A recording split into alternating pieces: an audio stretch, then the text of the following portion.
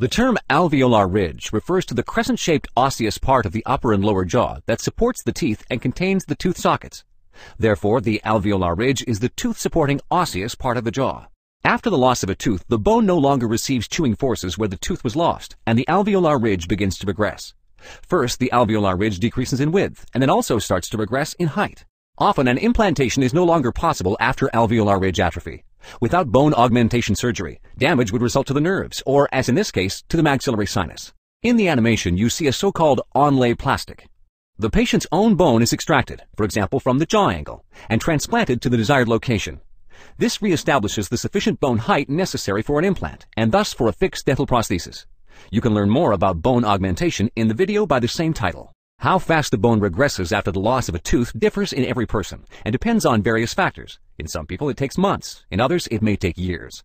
Sometimes a so-called flabby ridge forms. This is understood as an alveolar ridge consisting of connective tissue. This is usually observed when the osseous alveolar ridge regresses at a very quick rate. For example, it may be due to an ill-fitting prosthesis. In such cases, a fibrous ridge remains, which is not usually suitable for an implantation.